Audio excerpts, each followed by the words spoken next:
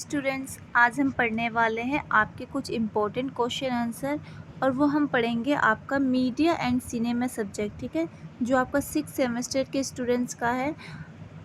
Okay, इसके कुछ important question answer पढ़ेंगे हम लोग। इससे पहले हम इसका सिलेबस देख लेते हैं, ठीक है, कि आपको पढ़ना क्या क्या क्या क्या है। देखिए, टोटल इसके 5 यूनिट है आपके पास। जो फर्स्ट यूनिट है वो आपका ये है, जिसमें आपको इसका जो इंट्रोडक्शन होता है ना वो पढ़ना है। ठीक है, जैसे कि अध्ययन किए जाने वाले मीडिया के प्रकार, उनका भारतीय संदर्भ और उनके अनुकूल मीडिया। ठीक है, ये पढ़ना है, इंट्रोडक्शन पढ़ना है इसमें। और उसके बाद है मीडिया का इतिहास में महत्व और प्रभाव। एंड आपका सेकंड यूनिट है जिसमें आप पढ़ेंगे प्रेस, प्रिंट और मीडिया के बारे में, जिसमें हमको पढ़ना है ब्रिटिश भारत में press, censorship, vernacular press act. ठीक है, इसके बाद आपका सेकंड यूनिट का जो आपका सेकंड टॉपिक है वो है स्वतंत्रता संग्राम में भारतीय प्रेस की भूमिका, नेताओं का दृष्टिकोण। उसके बाद थर्ड टॉपिक है आपका स्वतंत्रता के बाद भारत में प्रेस। ठीक है, एंड थर्ड यूनिट है आपका रेडियो प्रसारण। उसमें पढ़ेंगे हम लोग औपनिवेशिक भारत में रेडियो प्रसारण की स्थापना, युद्ध के बीच के वर्ष, AIR कार्यक्रम, श्रोताओं की संख्या में वृद्धि और विस्तार। एंड सेकेंड टॉपिक है आपका 1947 के बाद आकाशवाणी की स्थापना और विस्तार, कैशोर युग, शास्त्रीय बनाम लोकप्रिय रेडियो, सिलोन और विविध भारती।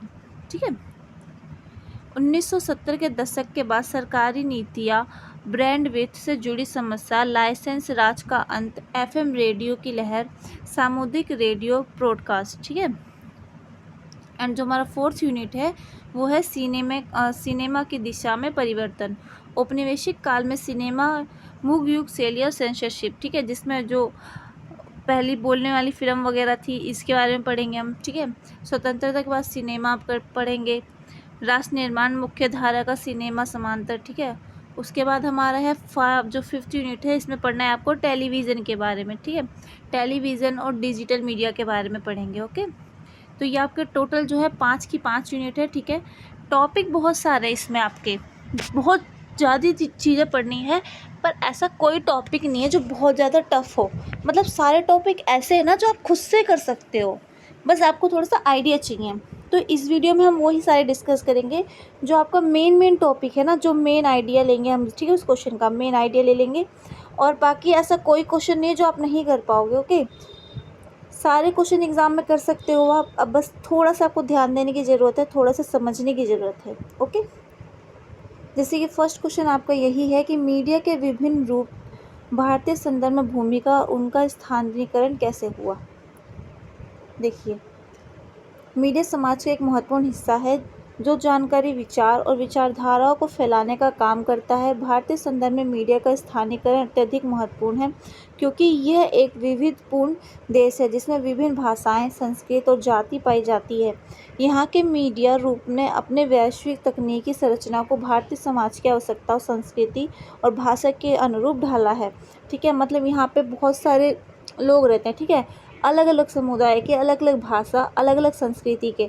तो मीडिया ने क्या किया है, उन सब चीज़ को एक कर रखा है ना, हर चीज़ को जोड़ के रखा है, हर किसी के बारे में। ठीक है, ऐसा नहीं है कि किसी एक समुदाय के बारे में कुछ खबर या फिर उनकी संस्कृति को दिखा रहा है, ऐसा नहीं है। सबको क्या उन्होंने जोड़ के रख रखा है। ओके, मीडिया के प्रमुख रूप और उनका भारतीय संदर्भ में स्थानांतरीकरण, जैसे कि हो गया आपका प्रिंट मीडिया हो गया। प्रिंट मीडिया का भारतीय समाज में अहम स्थान है जो सदियों से सूचना का मुख्य स्रोत रहा है। जैसे हमारे न्यूज़पेपर हो गया ना। ब्रिटिश काल में भारतीय प्रेस ने स्वतंत्रता संग्राम को आगे बढ़ाने में महत्वपूर्ण भूमिका निभाई। भारतीय भाषाओं में प्रकाशित होने वाले समाचार पत्रों ने पाठकों ने अपनी संस्कृति, समस्या और राष्ट्रीय मुद्दों से अवगत कराया। ठीक है, हिंदी और उर्दू समाचार पत्र जैसे जागरण, अमर उजाला और दैनिक हिंदुस्तान। ठीक है, ये क्या है, हमारे जो प्रिंट होते हैं ना, प्रिंट वो है ना समाचार पत्र, समाज की संस्कृति, विविधताओं को ध्यान में रखते हुए अपने कंटेंट को तैयार किया। विभिन्न भाषाओं में सामग्री है ना, जैसे कि भारत में बहुत सारी भाषाएं हैं, मराठी, बांग्ला, तेलुगु, तमिल आदि में प्रिंट मीडिया ने स्थानीय लोगों के लिए सटीक और ज़रूरत के अनुसार समाचार, मतलब लोकल लैंग्वेज जो होती है ना वहाँ की, उसमें भी मतलब किसी को दिक्कत ना हो किसी चीज़ से, वैसे ही क्या क्या अपने रूप ढालते चले गए वो लोग। उसका लोकलाइजेशन कैसे हुआ? हिंदी और क्षेत्रीय भाषा में समाचार पत्रों की पत्र पत्रिकाओं का विस्तार हुआ। मतलब किसी स्टेट की चाहे जो भी लोकल लैंग्वेज होती है उसमें क्या हुआ, उसी लैंग्वेज में पत्र जो होते हैं पत्रिकाएं ये छपने लग गई। ये मीडिया रूप स्थानीय मुद्दे जैसे कृषि, रोजगार, सामाजिक समस्याओं पर विशेष ध्यान देते हैं। ठीक है, यही मेन मुद्दा होता है। उसके बाद है हमारा रेडियो। भारतीय संदर्भ में रेडियो को बहुत बड़ा प्रभाव है, खास करके गांव में जहां अन्य मीडिया का विस्तार सीमित है। ठीक है, और चीज़ों का वहाँ पे पहुँचने में मतलब जो न्यूज़ पेपर होता है वो कम लोग देखते हैं, पर रेडियो क्या होता है, रेडियो बहुत लोग सुनते हैं। यहाँ से ये भी न्यूज़ का बहुत अच्छा स्रोत है। ठीक है, जो बहुत लोग सुनते हैं इस चीज़ को, जिसके में हो गया आकाशवाणी हो गया। ठीक है, उसके बाद मन की बात हो गई। जैसे कि मोदी जी अपनी बात करते हैं तो कैसे करते हैं, मन की बात, है ना। जैसे कार्यक्रम प्रधानमंत्री नरेंद्र मोदी द्वारा गाँव या शहरों में संवाद स्थापित किया जिससे लोग जुड़े हुए हैं, किस पे करते थे, रेडियो पे करते थे ना। उसके बाद रेडियो स्टेशन विभिन्न क्षेत्रीय भाषा में कार्यक्रम प्रस्तुत करते हैं, जैसे पंजाबी, कन्नड़, तमिल, तेलुगु आदि, है ना। मतलब वही है कि लोकल लैंग्वेज होती है ना, कि सबको मतलब किसी को दिक्कत ना हो, सभी भाषाओं में क्या है अपने कार्यक्रम प्रस्तुत करते हैं ये, ताकि लोग सभी अपने अनुरूप सुन सकें। उसके बाद है आपका टेलीविज़न हो गया। टेलीविज़न भारतीय मीडिया का एक महत्वपूर्ण रूप बन चुका है, जिसमें शहरी और ग्रामीण दोनों क्षेत्रों में अपनी पकड़ बना ली है। ठीक है, इसमें क्या हो गया, जैसे कुछ न्यूज़ चैनल देखते हैं जो बहुत पुराना है, उसमें से एक दूरदर्शन है ना, जो भारतीय समाज को राष्ट्रीय एकता की दिशा में जोड़ता है। ठीक है, टीवी चैनल है भारतीय समाज के विविध वर्गों को ध्यान में रखते हुए प्रोग्राम तैयार करता है। उसके बाद हो गया आपका सिनेमाघर। भारतीय फिल्म उद्योग, बॉलीवुड और क्षेत्रीय फिल्म उद्योगों ने समाज के विभिन्न पहलुओं को छुआ है। भारतीय सिनेमा ने सामाजिक, सांस्कृतिक और राजनीतिक मुद्दों को पर्दे पर लगाना एक आम प्रचलन बना दिया है। मतलब बहुत सी ऐसी स्टोरी होती हैं जो सोशल चीज़ें होती हैं जो लगता है कि पब्लिक को पता होनी चाहिए। जैसे कि बहुत सारी हम लोग रियल स्टोरी होती है ना, उसको हम कैसे देखते हैं, फिल्म के रूप में देखते हैं ना। तो क्या क्या है, सामाजिक, संस्कृति और राजनीतिक मुद्दों को क्या करते हैं लोग, एक प्लेटफॉर्म जो होता है ना, एक पर्दा, टीवी पे, सिनेमा घरों में दिखाते हैं लोगों को।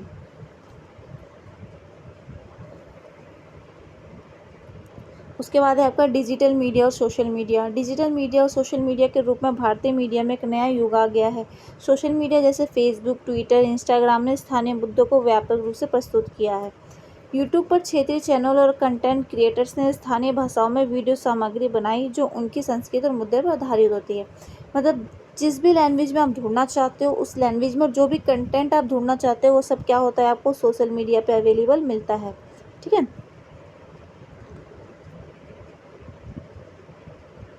ये पीडीएफ आपको टेलीग्राम पे मिल जाएगी। बहुत इंपॉर्टेंट टॉपिक जो है आपके एग्जाम में आ सकते हैं वो हम डिस्कस करें। बाकी आपके सिलेबस से सारे ही टॉपिक इसमें है, अगर आप ध्यान से पढ़ोगे तो, है ना।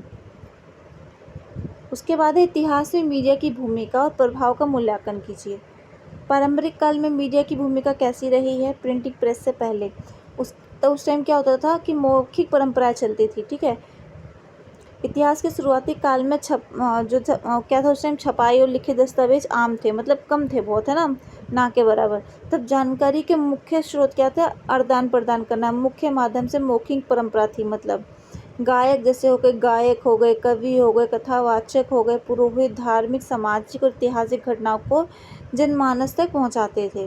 ठीक है, उदाहरण महाभारत और रामायण जैसी महाकाव्य कहानियाँ। ठीक है, उसके बाद हो गया आपकी प्रिंटिंग प्रेस, आधुनिक मीडिया का प्रारंभ। प्रिंटिंग प्रेस का प्रभाव, गुटेनबर्ग द्वारा प्रिंटिंग प्रेस का आविष्कार किया गया था। 1440 के बाद मीडिया का पहला बड़ा रूप प्रिंटिंग मीडिया के रूप से सामने आया। यह तकनीक सूचना के बड़े पैमाने पर प्रसार का माध्यम बनी थी। धार्मिक और राजनीतिक क्रांति में इसकी बड़ी भूमिका रही, जैसे प्रोटेस्ट, रिफॉर्मेशन, ठीक है, का प्रसार करना। भारत में प्रिंट मीडिया, भारत में पहला समाज पत्र बंगाल गजेट था जिसे जेम्स हिकरी ने प्रकाशित किया था। 19वीं सदी में प्रेस भारतीय स्वतंत्रता आंदोलन का एक हथियार बन गया। बाल गंगाधर तिलक के केसरी और मराठा जैसे पत्रों ने जनता में राष्ट्रवाद की भावना को बढ़ा दिया। ठीक है, उसके बाद था महात्मा गांधी के यंग इंडिया और हरिजन पत्रों ने स्वतंत्रता संग्राम को जन आंदोलन में बदल दिया। स्वतंत्रता संग्राम में मीडिया की भूमिका क्या रही है? ब्रिटिश राज के खिलाफ जनमत को तैयार करना, प्रेस ने औपनिवेशिक शोषण को उजागर किया, भारतीय नेताओं ने प्रेस का इस्तेमाल लोगों को शिक्षित और संगठित करने के लिए किया। ठीक है, उसके बाद है सेंसरशिप और दमन। ब्रिटिश सरकार ने प्रेस पर कई बार अंकुश लगाने की कोशिश की, जैसे कि 1878 का वर्क्यूलर प्रेस एक्ट, जो भारतीय भाषा को अखबार और नियंत्रित करने के लिए लगाया गया था। फिर भी क्या हुआ, भारतीय पत्रकारों और संपादकों ने साहसपूर्वक क्या किया, संघर्ष जारी रखा। मतलब बंद नहीं किया इस चीज़ को, वो लोग चाहते थे रोकना, ताकि लोगों तक क्या जागरूकता ना फैले, इसीलिए। स्वतंत्र भारत में मीडिया का विकास और प्रभाव कैसे हुआ? लोकतंत्र में मीडिया का महत्व क्या रहा? भारत के संविधान में प्रेस की स्वतंत्रता को विशेष महत्व दिया जाता है। मीडिया लोकतंत्र का चौथा स्तंभ कहा जाता है, क्योंकि यह सत्ता को जवाबदेह बनाता है। ठीक है, दूरदर्शन और रेडियो का युग। 1950 से 1980 के दशक में रेडियो, आकाशवाणी और दूरदर्शन सूचना मनोरंजन के प्रमुख स्रोत बन गए थे। जैसे जिसमें भी हमने ऊपर पढ़ा, मन की बात है ना। प्रमुख घटनाओं में मीडिया की भूमिका। आपातकाल के दौरान जब प्रेस की स्वतंत्रता पर प्रतिबंध लगाया गया, तब इसकी भूमिका और भी स्पष्ट हुई। आपातकाल के बाद मीडिया और अधिक जागरूक और शक्तिशाली बन गई। आधुनिक युग में मीडिया और डिजिटल क्रांति। इंटरनेट और सोशल मीडिया का प्रभाव भी पड़ा है इस पर। ठीक है, मतलब न्यूज़ आपको सिर्फ न्यूज़ की उस पर नहीं मिल रही है, सोशल मीडिया भी आ गया इसमें, है ना। 21वीं सदी में मीडिया का परिदृश्य पूरी तरह बदल गया है। अब समाचार पत्र, TV channel, blog, YouTube, Twitter के फेसबुक जैसे प्लेटफॉर्म ने आम जनता को क्या किया है, सिटीजन जर्नलिस्ट बना दिया है। हर कोई क्या कर रहा है, अपना कंटेंट बनाता है ना, कुछ भी क्या कहते हैं, अपलोड करते रहते हैं कुछ ना कुछ इन्फॉर्मेशन, है ना। उसके बाद है औपनिवेशिक काल में सिनेमा, मूक युग शैली से सेंसरशिप। मूक युग क्या था शुरुआत में? 1913 में दादा साहब फाल्के ने भारत की पहली मूक फिल्म राजा हरिश्चंद्र बनाई। इसे भारतीय सिनेमा की नींव माना जाता है। इसकी विशेषता क्या थी? संवाद नहीं होते थे, कहानी भाव भरने होती थी, अभिनय और पृष्ठभूमि संगीत के जरिए दिखाई जाती थी। इंटरटाइल्स होते थे, टेक्स्ट स्लाइड किए जाते थे, मतलब टेक्स्ट चलते रहते थे, उस पर ऐसे दिखते थे। उपयुक्त संवाद का कथानक को समझाने के लिए किया जाता था। ठीक है, मतलब जो स्टोरी थी उसको समझाने के लिए क्या किया जाता था, टेक्स्ट स्लाइड किए जाते थे। धार्मिक, पौराणिक और ऐतिहासिक विषयों पर आधारित फिल्में अधिक बनती थी, क्योंकि इनमें जनता की भावनाएं जुड़ी होती थी। उल्लेखनीय फिल्में थी लंका दहन, कालियामर्दन, सत्यवान सावित्री। ठीक है, उसके बाद क्या है, शैलियाँ, धार्मिक और पौराणिक। ठीक है, शुरुआत में सबसे लोकप्रिय शैली थी इसमें रामायण, महाभारत और अन्य हिंदू पौराणिक कथाएं। इसमें जनता के भी सिनेमा को क्या हुआ, लोकप्रिय बना दिया और ज़्यादा। ऐतिहासिक और सामाजिक फिल्में कौन कौन सी रहीं? धीरे धीरे सामाजिक कुरीतियों पर फिल्में बनने लगी, जैसे सती प्रथा, बाल विवाह। ठीक है, जो समाज में कुप्रथा चल रही थी, उसके ऊपर क्या हुआ, समाज को जागरूक करने के लिए, मतलब लोगों को दिखाने के लिए कि ये सब चीज़ें जो हैं समाज में बुरी है, तो इन सब चीज़ों पे, इन मुद्दों पे क्या हुई, फिल्में बनने लग गई। सती प्रथा, बाल विवाह, जातिवाद के ऊपर। ठीक है, कुछ निर्माता सुधारवादी विचारों को दिखाना चाहते थे। स्वदेशी और राष्ट्रवादी प्रभाव भी आ गए। ठीक है, उसके बाद है आपका सेंसरशिप, ब्रिटिश सरकार का नियंत्रण। अभी हमने ऊपर पढ़ा था। नियंत्रण के कारण क्या थे? सरकार को डर था कि सिनेमा जनता को राष्ट्रवादी विचारों के लिए प्रेरित कर सकता है। स्वतंत्रता संग्राम के दौरान राजनीतिक संदेशों पर प्रतिबंध लगाया गया। ठीक है, उसके बाद है हमारा क्वेश्चन जो है, सैटेलाइट टीवी का उदय, सोप ओपेरा और जो 24 घंटे समाचार बदलाव और प्रभाव। सैटेलाइट टीवी का उदय 1919 के दशक में। शुरुआत में भारत में सैटेलाइट टीवी का प्रसार 1990 के दशक में हुआ, जिसमें टीवी, स्टार प्लस आदि जैसे निजी चैनल जो है सामने आए।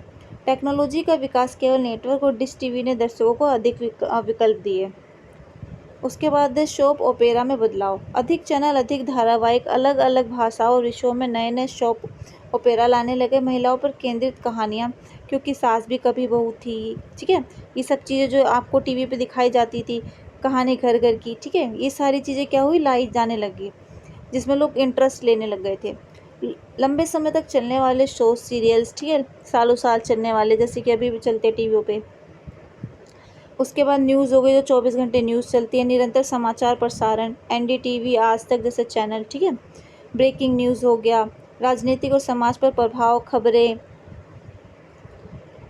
उसके बाद समग्र प्रभाव क्या हो रहा है, दर्शकों की आदत बदलती, लोग नियमित रूप से टीवी से जुड़ने रहने लगे, जन जागरूकता में वृद्धि, ग्रामीण क्षेत्रों में भी जानकारी पहुंचने लगी, मनोरंजन में समाचार का व्यावसायीकरण, कंटेंट अधिक व्यावसायिक और टीआरपी आधारित हो गया, ठीक है। तो ये जो है आपके सारे मेन टॉपिक हैं, पढ़ लोगे तो आपका एग्ज़ाम बहुत अच्छा जाएगा, ठीक है। और कुछ भी ऐसा नहीं है इसमें टफ जो आप नहीं कर पाओगे एग्ज़ाम में, आपके सिलेबस में से कुछ भी ऐसा नहीं है, आप पूरा कर सकते हो, ठीक है। बाकी कोई डाउट होता है तो आप ग्रुप में पूछ सकते हो, टेलीग्राम पे चाहे व्हाट्सएप पे पूछ सकते हो, कुछ भी अगर पूछना हो आपको। और अगर आप कमेंट करते हो ना किसी सब्जेक्ट पे, ठीक है, इंपॉर्टेंट क्वेश्चन के लिए, तो प्लीज़ आप लोगों से रिक्वेस्ट है कि आप हमें टेलीग्राम पे अपना पूरा सिलेबस बताएं, ठीक है। पूरी इन्फॉर्मेशन हमें भेजें कि आपके पास सिलेबस कौन सा है, सब्जेक्ट कौन सा है, उसका सिलेबस, आप हिंदी मीडियम से हैं या इंग्लिश मीडियम से हैं, ये सब हमें क्या है टेलीग्राम पर शेयर करिए, ओके। बाकी मिलते हैं नेक्स्ट वीडियो में। आपके एग्ज़ाम भी जल्दी शुरू होने वाले हैं, अब ज़्यादा टाइम नहीं बचा है, तो आप लोग प्रिपरेशन अच्छे से करें, okay, and all the best.